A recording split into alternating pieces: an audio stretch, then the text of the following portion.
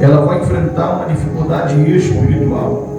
A dificuldade espiritual que esta mulher enfrenta é porque ela vivia em uma cultura em que as mulheres que estavam com fluxo de sangue, segundo Levítico, segundo Números, elas não podiam tocar em nada, não podiam ter contato com nada, e por esta razão ela deveria ficar fora do arraial, deveria ficar longe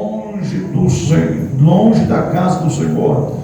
Durante todo o período de 12 anos ela não podia ter contato com nada. Logo, essa mulher não podia naquela época ir à igreja para adorar o Senhor. Segundo a lei daquela época, ela não podia exaltar o Senhor. Hoje não tem, porque se você for seguir a lei do Antigo Testamento, se a mulher, quando estiver nos seus dias, não vir na igreja, o marido também não pode vir. Se for seguir as leis, se você for seguir as leis do Antigo Testamento, você tem que passar por uma dificuldade espiritual, porque ela não pode ir no templo para adorar a Deus.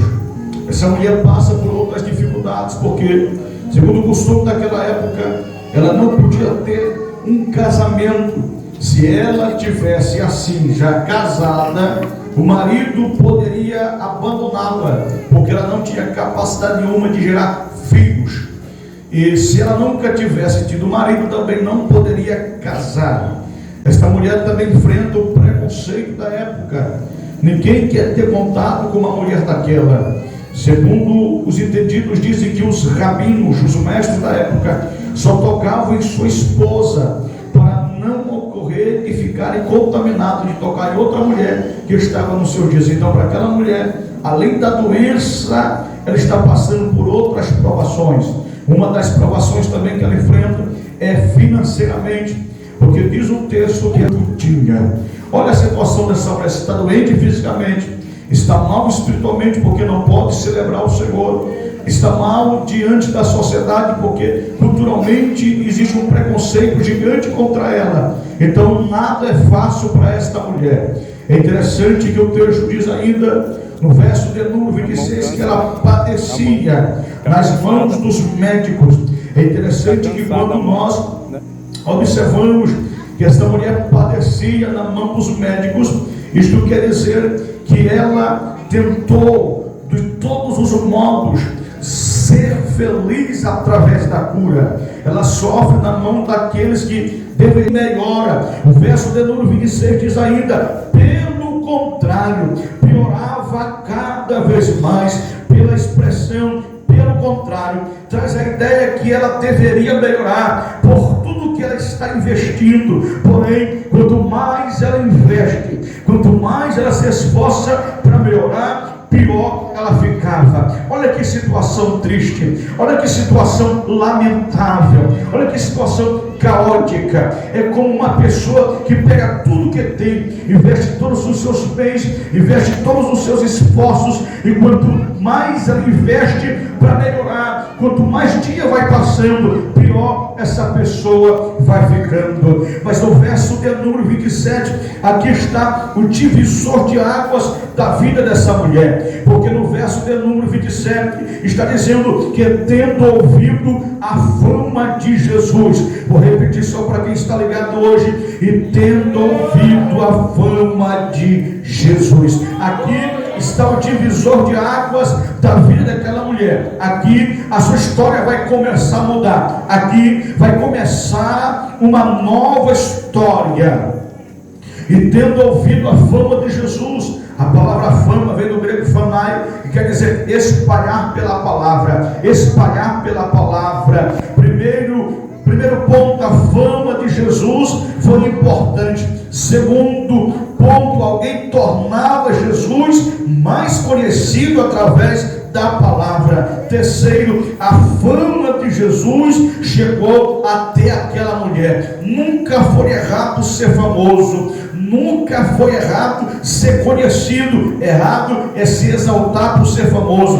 Jesus é o mais famoso de todos, e é por isso que a Bíblia diz: tendo ouvido a fama de Jesus. Ou seja, alguém espalhava sobre Jesus, alguém falava falava sobre Jesus. Hoje tem muita gente que quer espalhar outra coisa, é calúnia, é fofoca, é briga. Não, aqui alguém estava espalhando Jesus, espalhando a palavra acerca de Jesus. Mas interessante aqui também é que ninguém sabe quem foi que falou de Jesus para ela, só se sabe que ela tendo ouvido. Se ela ouviu, logicamente foi porque alguém falou. Ninguém sabe quem falou, só que o que se sabe é que alguém falou de Jesus para ela. Porque o mais interessante não é eu ser conhecido, não. O mais importante é fazer Jesus conhecido. Ninguém sabe o nome dessa pessoa, mas ela está falando de Jesus. Ninguém sabe de onde é, mas está falando de Jesus. Ninguém conhece, mas ela está falando do Senhor Jesus. É interessante que quando ela ouve falar de Jesus, diz a Bíblia Sagrada que ela veio por detrás, no meio da multidão, e tocou na capa dele. Perceba que o conhecimento que ela teve sobre Jesus fez ela sair do lugar de derrota. O conhecimento sobre Cristo tem o poder de nos arrancar dos lugares de fracasso. Vou repetir para você: o conhecimento que nós recebemos sobre Cristo tem o poder de nos arrancar dos lugares de fracasso. Tem muitos de nós aqui que éramos fracassados, estávamos no fundo do poço, mas a partir do momento que nós ouvimos a palavra, aceitamos a palavra, Ele nos resgatou. Aleluia! Por isso, quem crê, levante a mão e diga glória a Deus.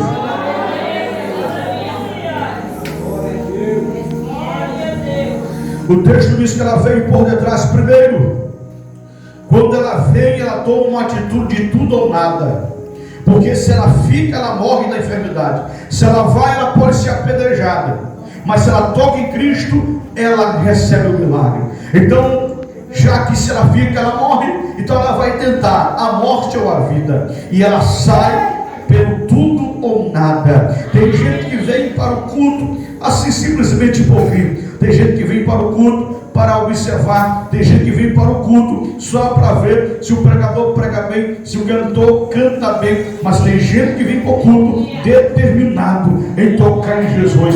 Aquela mulher foi para aquele culto determinada em tocar em Jesus. Se você vem da sua casa com o intuito sincero no seu coração de receber alguma coisa de Deus, de tocar em Deus, hoje nessa noite você não vai sair vazia, você não vai sair vazio, você vai receber da parte do Senhor. Quem crê, levanta a mão e diga alguma coisa de relação a Deus. Segundo, quando ela enfrenta a multidão, ela vence as críticas destrutivas. Ela vence as críticas destrutivas. Existem dois tipos de críticas. O primeiro nível de crítica é a crítica destrutiva, é a crítica que destrói. O segundo tipo de crítica é a crítica construtiva, é a crítica que constrói. E na verdade, existem duas maneiras de sermos criticados. A primeira maneira de sermos criticados é através de alguém além de nós. A segunda maneira de sermos criticados é a autocrítica, quando nós mesmos nos criticamos. O pior tipo de crítica é quando nós mesmos nos criticamos. Aí ficamos para baixo, porque o crítico não sai da nossa casa, afinal de contas, o crítico está dentro de nós. Então, se andamos de cabeça baixa, não faça isso. Então, ela vence a crítica, a autocrítica. Por que ela vence? Porque ela não poderia estar ali. Ela poderia imaginar: alguém vai me chamar imunda, alguém vai me apedrejar, alguém vai zombar de mim, alguém vai dizer que eu não posso tocar em ninguém. Mas ela não deixou esses pensamentos se apoderarem dela. Todavia ela disse: eu vou, e se eu tocar nele eu sou curada. Aleluia, eu vou, e se eu tocar nele eu vou ser sarada. Oh, glória a Deus. Não se autocritique, se autoanalise. Analisar-se faz bem, mas se autocriticar não. Venha nessa noite e diga como aquela mulher: eu vou e vou tocar nele. Ainda que alguém fale de mim, eu vou tocar nele. Ainda que alguém soube de mim, eu vou tocar nele. Oh, levante a mão e diga glória a Deus. Levante a mão e diga aleluia. Terceiro, quando ela vence o preconceito. Preconceito é a junção de duas palavras, pré e conceito. A palavra pré é um prefixo que antecipa, ou seja, preconceito é uma concepção, é uma ideia antes de conhecer, é um conceito antes de conhecer. O preconceituoso, ele não quer conhecer a tua história, ele te julga pelo teu momento. Então ela vence o preconceito de quem a julgaria naquele lugar. Porque o preconceituoso não quer saber quantos anos tu sofreu para tocar em Jesus e receber vitória. O preconceituoso vai te julgar justamente no tempo que tu toca e recebe a vitória. O preconceituoso não quer saber quantos anos o pastor andou fazendo a obra. O preconceituoso vai julgar o pastor, infelizmente, até próprios crentes, vai julgar o pastor quando ele ganhar um carro. Eu me lembro que quando eu ia para a igreja, com meus filhos no ombro, que eu não tinha igreja, não estava pastoreando, era itinerante, mas sempre tive carro na igreja no tempo certo, no nosso ministério. Eu ia andando para dirigir culto, com meus filhos na cabeça aqui, no meu ombro, e andando, chegava molhado na igreja, e voltava molhado, porque eu dirigia, pregava, e voltava de novo andando, passava 2 bairros para chegar no meu. Aí muita gente passava e dizia, homem de Deus. Muita gente passava, batendo o homem de Deus. Tu é muito um homem de Deus, mas deixa eu, se eu passar só uma Hilux, deixa eu começar a passar de Hilux. Quem me dizia que eu era homem de Deus vai dizer assim, ó, olha, quem não me conhecia andando vai dizer, ó, ladrão. Olha aí, ó, só presta para ser ladrão. Ladrão, roubador dos irmãos, está enganando os irmãos, porque o preconceituoso não quer saber quantas vezes eu fui e vi andando. O preconceituoso, quando me olhar na bênção, vai me julgar, vai me criticar. Aleluia, aleluia. Por quê, pastor? Porque independente que seja, que se levante algum preconceituoso, eu vou receber meu milagre e eu não estou nem aí para quem falar de mim. Quando a gente está com um sapato bom, um terno bom, tem muita gente que pensa até que a gente quer se mostrar, não sabe quanto tempo a gente andou com o sapato rasgado, com o terno emprestado, com o terno todo rasgado, voa por dentro. Mas quando a gente está melhorzinho, tem muita gente que se levanta para criticar. Irmão, que fale, eu deixo de falar, nós vamos receber a nossa vitória. Aleluia! Oh, glória a Deus! Diga assim para seu irmão, diga assim, o preconceituoso não quer conhecer a tua história, ele quer te julgar pelo teu momento. Ela veio e diz a Bíblia que ela tocou na capa dele. Tocou na capa dele. Vou repetir, ela veio e tocou na capa dele. Para ela ir aos médicos, ela precisava ter tudo, alguma coisa para ser atendida. Mas para ela ir a Cristo, ela não precisou levar nada do que levou para os médicos. Porque com Jesus não é eu que levo para Ele, é Ele que traz para mim. Oh, glória! E outra coisa, Deus permitiu ela não ter nada quando foi até Cristo, para que todos saibam que tudo que temos só temos porque Ele nos deu. Porque tem gente que Deus vai permitir mesmo que ele perca tudo, que ele não tenha nada e não tenha mais nenhuma saída. E quando ele se encontrar com Deus, Deus vai lhe abençoar, para que quando ele esteja abençoada, essa pessoa compreenda: quando eu fui eu não tinha nada, quando eu fui eu não valia nada, quando eu fui eu não prestava para nada, e hoje tudo que eu tenho, tudo que eu sou, só tenho e sou porque Ele me deu, Ele me tornou, Ele me abençoou. Oh, glória a Deus por isso.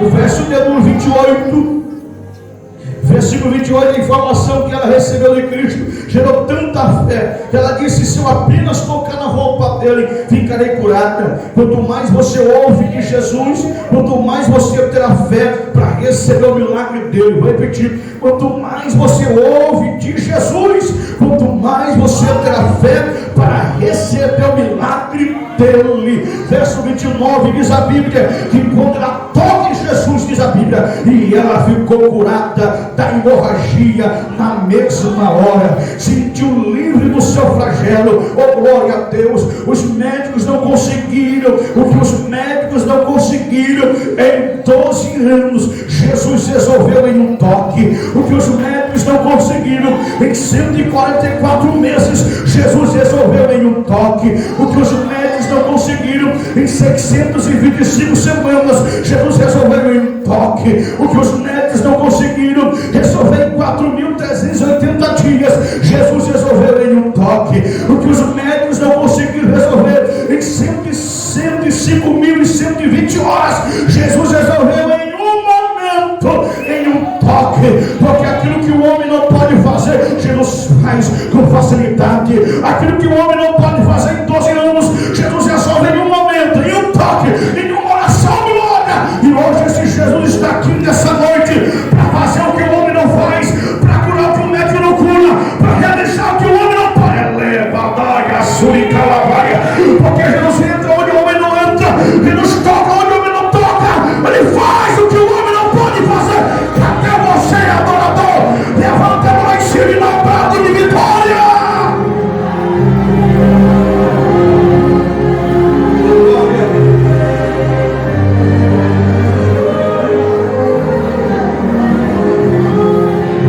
Ela recebe um blog, sabe o que é interessante? É que quando a Bíblia diz que ela toca em Jesus, ela não podia tocar em ninguém. E qualquer pessoa que aquela mulher tocasse ficaria imundo até a tarde. Deveria lavar suas vestes e ficaria imundo até a tarde. Se ela tocasse em um soldado romano, ficaria imundo. Se ela tocasse em um mestre, ficaria imundo. Se ela tocasse em um discípulo, a imundícia dela passava para o discípulo. Se ela tocasse em um sacerdote, a imundícia dela passava para o sacerdote. Se ela tocasse em um centurião, a imundícia dela passaria para o centurião. Mas quando ela tocou em Jesus, não foi a imundícia dela que passou para Jesus, mas foi o poder de Jesus que passou para ela. Porque Jesus disse: eu senti que de mim saiu poder, eu senti que de mim saiu virtude, eu senti que de mim saiu glória, eu senti que de mim saiu virtude, poder, glória. Não é ela que está passando para Cristo, é Cristo que está passando para ela, glória. Porque o que está em Cristo é maior do que está nela. Eu vou repetir: o que está em Cristo é maior do que a hemorragia, é maior que a imundícia que está nela, glória. O que está em Cristo é maior do que o câncer. O que está em Cristo é maior do que o nódulo. O que está em Cristo é maior do que o cisto. O que está em Cristo é maior do que o diagnóstico do médico. O que está o que está em Cristo é maior do que o Covid. Quem tem Covid não pode tocar em outro, mas quem tem Covid, se tocar em Jesus, Jesus não pega Covid, mas quem tem Covid recebe a cura, recebe o milagre. Glória. Jesus é maior do que a lepra, é maior do que a lavadora. Eu vou falar, é maior do que a cegueira, é maior do que a paralisia, é maior do que o câncer. É maior. Quem crê que é maior, sacode a mão em cima para boca e dá um brado de vitória.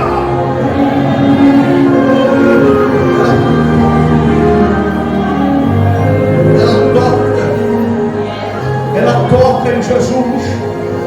E quando ela toca em Jesus, a Bíblia diz que Jesus saiu poder. Sabe que interessante? Jesus pergunta quem tocou. E a multidão disse: Senhor, alguém disse: Senhor, a multidão te aperta, e como saberemos que te tocou? Então perceba que tem muita gente apertando Jesus. Não foi só ela que teve acesso. Só que tem uma multidão que aperta, mas ela toca. Porque apertar e tocar é diferente. Tem gente que está apertando e nem sabe por que está apertando. Tem gente que está tendo contato com ele e nem sabe por que está tendo contato. Só que ela é diferente, ela saiu com o propósito de casa, ela tinha o objetivo a alcançar. Ela está tocando, aleluia. Porque tem muita gente que tem acesso a contato com Cristo, mas não recebe nada. Porque não tem propósito, não tem objetivo, não tem sinceridade, não tem fé. Oh, glória! Ela teve fé, ela teve fé, é pix no grego, o que quer dizer? Confiança, certeza, convicção. O negócio não é só estar no culto, o negócio é acreditar que ele faz, é acreditar que ele opera.